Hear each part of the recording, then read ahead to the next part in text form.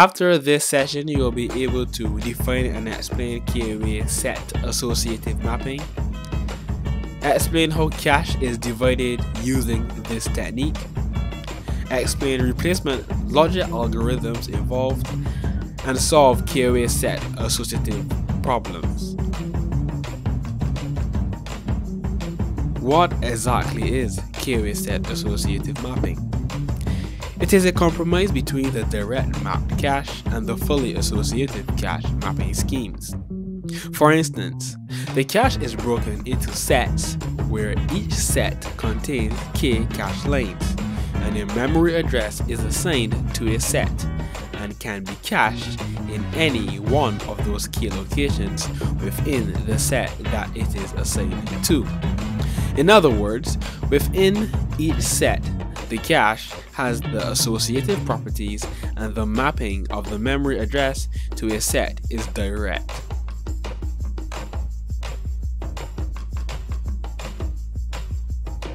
A block of addresses in main memory can be stored on a line in cache. With set associative, a determined number of lanes in the cache are called a set. For example, a cache with 16 lanes and 2 lanes in a set will have 8 sets. To retrieve a file from main memory, the cache is checked first. If it is not there, the contents of the address can be copied in any empty lanes in the set for that memory address.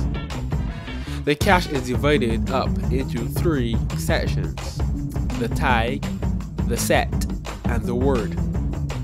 The tag is used to identify if the item is in cache or not, in other words, a hit or miss. The set identifies which set to look in, and the word identifies where in the set to look. We now know that KOA is divided into 3 parts, so let's see how we can calculate their values. Here are the formulae needed to calculate the 3 fields.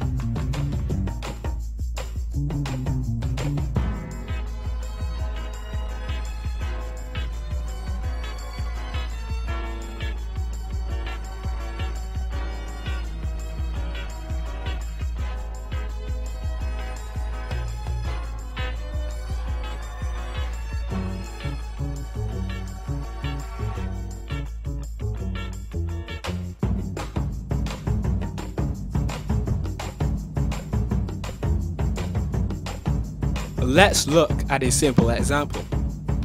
A cache memory can hold 64 kilobytes.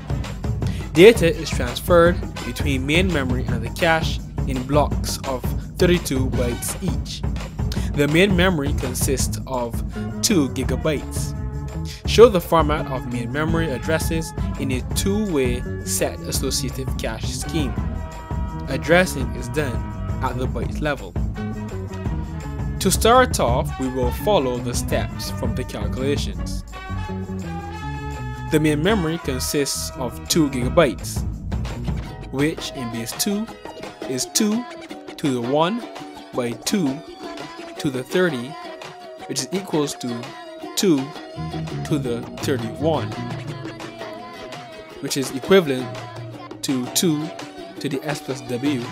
Therefore, s plus w is equals to 31 bits. The block size is 32 bytes, which in base 2 is 2 to the 5, which is equivalent to 2 to the w. Therefore, w is equal to 5 bits.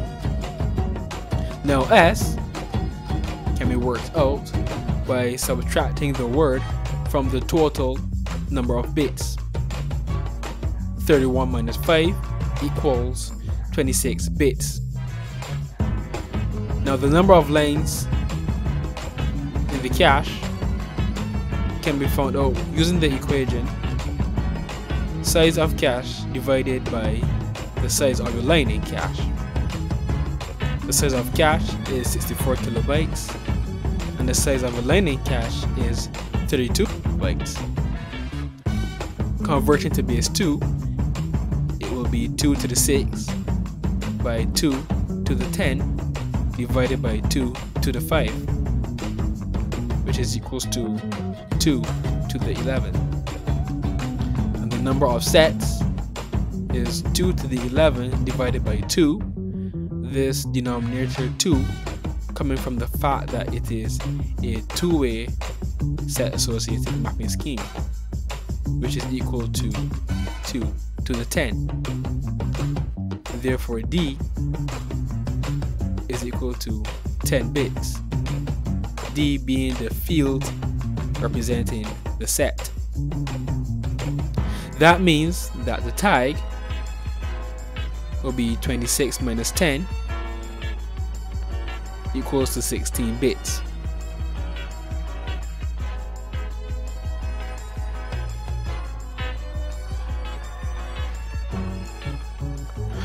Advantages. It significantly improves the hit ratio over direct mapping. It takes the advantages of both direct and fully associative mapping.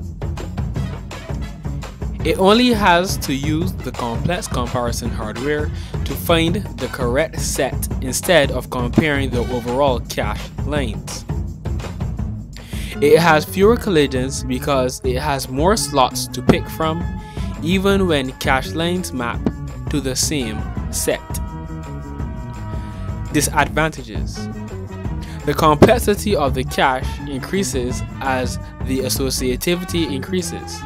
Therefore, 4-way is more complex than 2-way. After a certain cache size increase, there is little to no improvement over having less k-way associativity.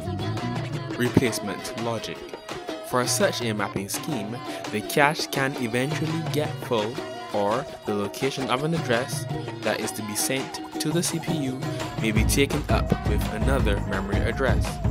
This has led to replacement techniques to swap the addresses. These include random. Any location in that set that is full will swap out at random. Least recently used. This swaps out the address of the memory that has been used the least recent in the cache. Least frequently used. This swaps out the address of the memory that has the lowest hit rate. First in, first out. Simply replace the new address with the oldest address currently in cache. Here are some questions that you should be able to answer based on the video.